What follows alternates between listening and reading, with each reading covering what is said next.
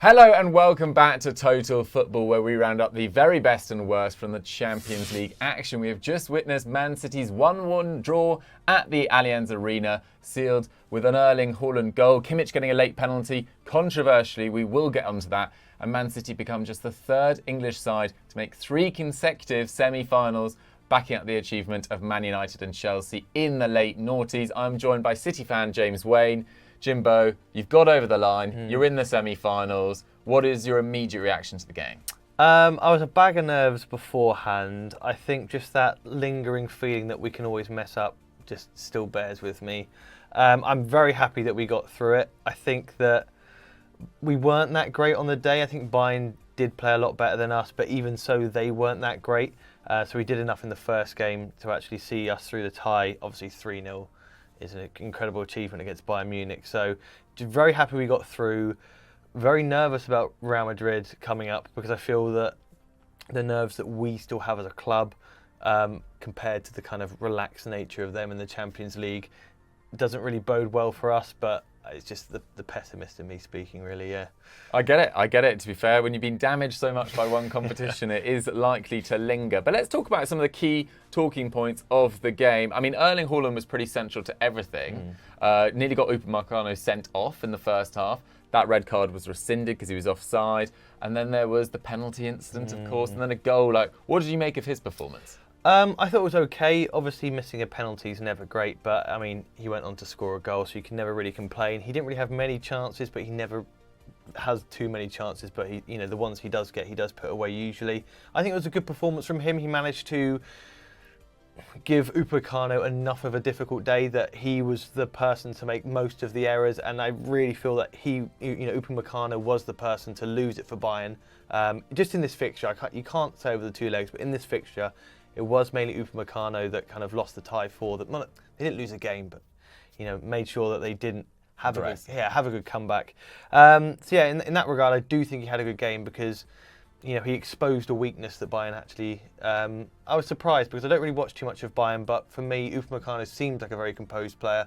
But today, he was quite badly exposed. Yeah, absolutely. It's a bit of a strange one with Upamecano. When he was coming through the ranks at Leipzig, he'd often play on the left-hand side of the defence, using his ability to bring the ball out, etc., and play those line-splitting passes into midfield. But it's been De Ligt that's been playing on the left-hand side and Upamecano on the right-hand side. And we saw in the first leg, Grealish robbing the ball from him in the build-up to that, I think it was the Bernardo Silva goal. And then on this occasion, when Haaland was played through, slipping at a crucial moment.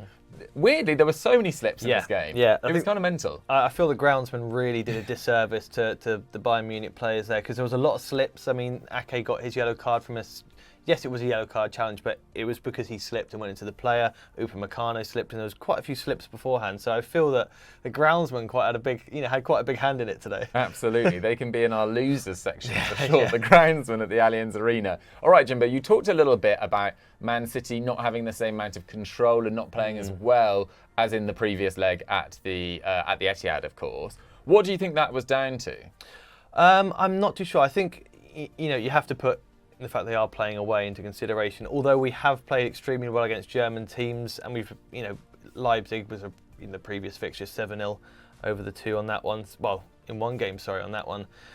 So when it comes down to I don't want to say immaturity within the competition, but when you go to Bayern Munich away, you've got to expect a big noise from the crowd. You've got to expect the Bayern Munich players to turn up, and they didn't really. And so we should have seen that and responded well to it. Thought, okay, they're off their game today. We're fine. The first game, I genuinely thought was maybe our most complete performance ever under Pep Guardiola. Well, ever, because obviously we've been much better under Pep than any other manager. So our most complete performance I've ever seen. So I was expecting a little bit more of the same, considering it was the same team, same lineup. But yeah, we lacked control. We lacked stability, and I feel that the big blocks made by Ruben Diaz and the likes today really kind of made the difference. I think it was Choupo-Moting back heel. Those kind of last-ditch moments really bailed us out because I think if we weren't doing the last ditch, it could have really backfired today. Yeah. Yeah, 100%. It did feel a little bit scrappier defensively. for Man City. There was that moment in the first half where Ruben Dias was caught, on the wrong side of the ball effectively. Rodri was out of position. It went through to Sane and he missed a pretty gilt-edged opportunity. And it felt like Sane, over the two legs, was definitely Bayern's biggest threat. In the first leg, Serge Gnabry was really, really quiet through the middle. And then it felt like Choupo-Moting wasn't quite at full fitness, and he definitely wasn't at match sharpness, really, or at as sharp as he's been so far this season. He seemed like he was often out of position when the ball was falling in the box. Some of those really dangerous crosses didn't seem to be right in the vicinity of, which is, of course, Erling Haaland's main strength as well. But to touch on Bayern, they made a massive, massive call a few weeks ago, firing Julian Nagelsmann and replacing him with Thomas Tuchel. And it was massive for a number of reasons. Obviously, he didn't have a great relationship with his squad. That was well documented. He'd fallen out with Lewandowski last year. He'd had issues with Neuer. He'd had issues with Thomas Müller. He'd call out De Ligt earlier in the season, or accidentally given De Ligt stick from Juventus fans because he revealed that De Ligt said it was his toughest session in 4 years.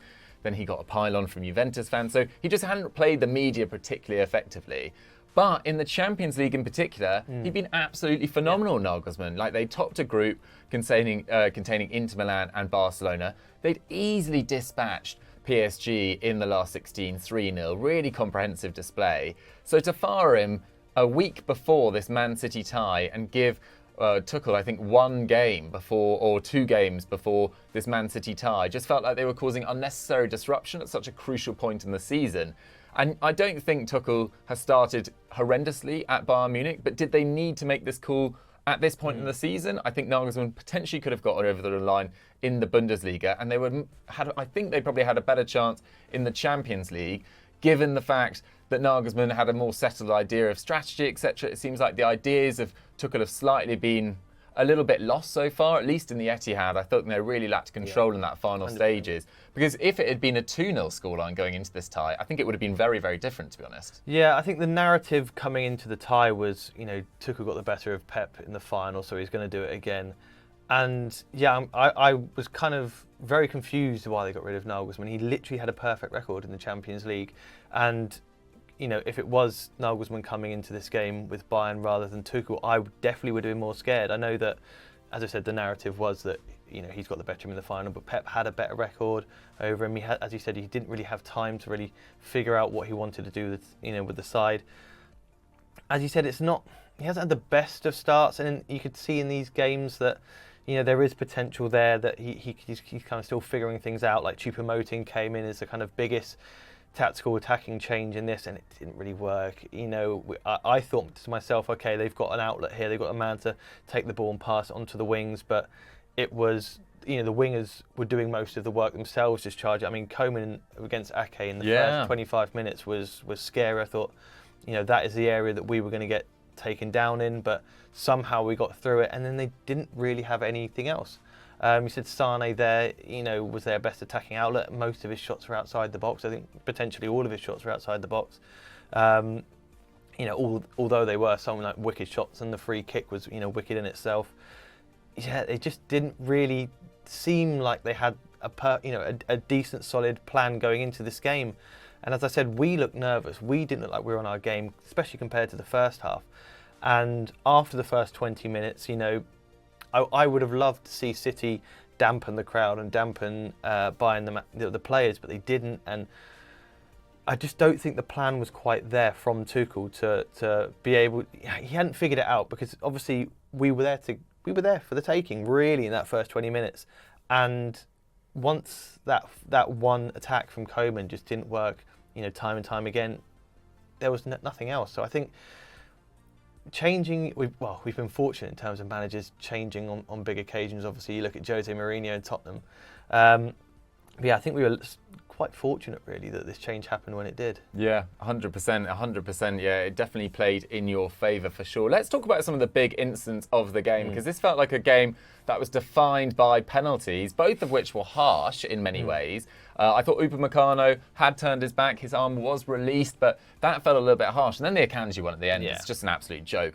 I have got no idea what constitutes a handball anymore. It changes from game to game. It changes from competition to competition. And I know it's subjective, but these calls, I mean, in a different tie, it could have really changed the entire game. It could have changed the tie. It could have changed the season. And these seasons, change people's careers. These competitions define what players and managers achieve in their ultimate ambition in life. And I just think they need some clarity over what constitutes a handball, because it is turning into a complete joke. Right, James, the bigger question is, you guys are into the semi-finals against Real Madrid. You've got a semi-final of an FA Cup this weekend against Sheffield United. You've got a massive game against Arsenal next week in the Premier League.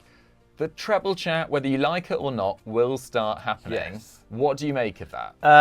I think that people forget a Liverpool season last year. I think that maybe if you've won one of the trophies, you can start having this conversation.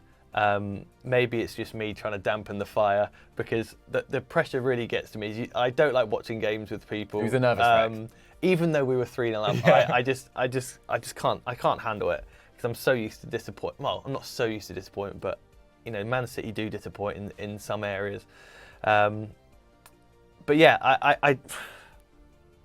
I mean, there's a part of me that wants to reveal that at the beginning of the season, I thought we were going to win the quadruple. Really? I put a bet on it and was actually at Southampton when we got knocked out of the Carabao Cup. So if we win the treble, and then I was there for us not getting the quadruple, so I'd be quite disappointed. But it's one of them ones.